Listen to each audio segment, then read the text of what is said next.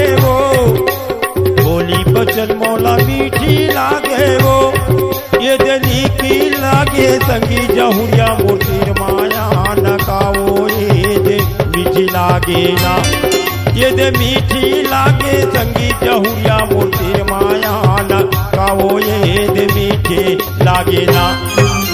बोली बचन तोरी मीठी लागेगा, बोली बचन तोरी मीठी लागेगा, ये दे मीठी लागे संगी जहुरिया मूर्ति महाना कागा मोला निक लागे ना, ये दे मीठी लागे संगी जहुरिया मूर्ति महाना कागा मोला निक लागे ना।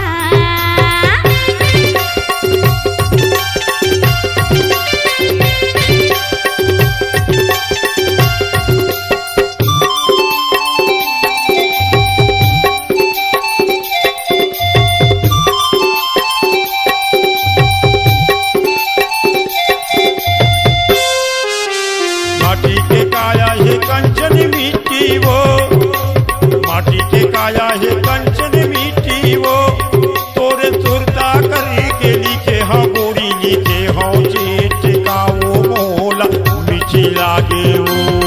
तोरी सुघर हवै कंचन काया, तोला मन भर दे हो माया, तोरी सुघर हवै कंचन काया, तोला मन भर दे हो माया। ये दो दिन के जिनगानी मरानी मजा बुरा बोले वो, ये दो दिन के जिनगानी मरानी मजा बुरा बोले वो।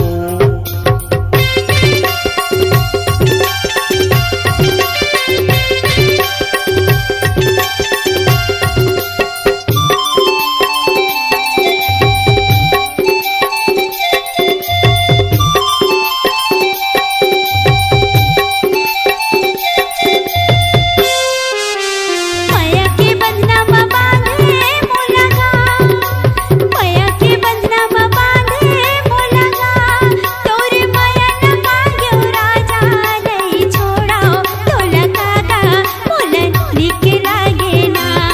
तोरे सुघर हवै कंचन काया, मोर मन भर देबे माया, तोरे सुघर हवै कंचन काया, मोर मन भर देबे माया। ये दे दो दिन के जिनगानी में जोड़ी मजा बुरा बोले वो, ये दे दो दिन के जिनगानी में जोड़ी मजा बुरा बोले वो।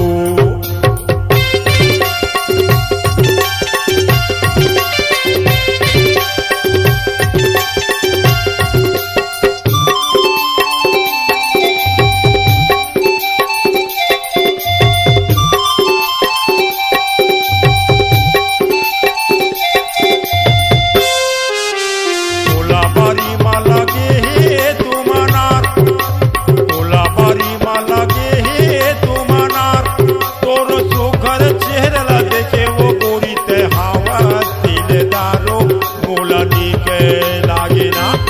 तोरी सुघर हवै कंचन काया, तोला मन भर दे हो माया, तोरी सुघर हवै कंचन काया, तोला मन भर दे हो माया।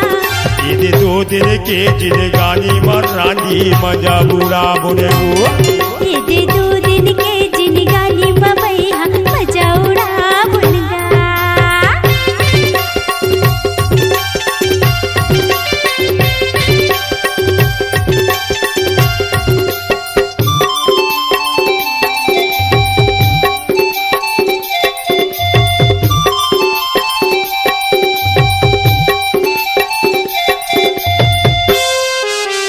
लिचिक लिचिक मोरे कन्या लचकेगा, लिचिक लिचिक मोरे कन्या लचकेगा, मोरे घोड़े के पैजन बाजे, तोरे मनला ओही कागा मोला निक लागे ना।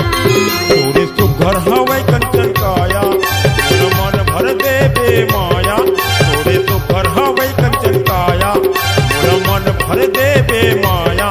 ये दे दो दिन के जिनगानी में जोड़ी मजा बुरा बोले वो, ये दे दो दिन के जिनगानी में जोड़ी मजा बुरा बोले वो। तोरी सुघर हवै कंचन काया, तोला मन भर दे हो माया, तोरी सुघर हवै कंचन काया, तोला मन भर दे हो माया। ये दे दो दिन के जिंदगानी में जोड़ी मजा बुरा बुनबू ये 2 दिन के जिंदगानी में जोड़ी मजा बुरा बुनबू ये 2 दिन के जिंदगानी में राधा मजा उड़ा बुनगा ये 2 दिन के जिंदगानी में जोड़ी मजा बुरा बुनबू ये 2 दिन के जिंदगानी में राजा मजा उड़ा बुनगा। छत्तीसगढ़ी गाना सुनने के लिए हमारे YouTube चैनल को सब्सक्राइब करें और नए नए अपडेट पाने के लिए बेल आइकन को प्रेस करें।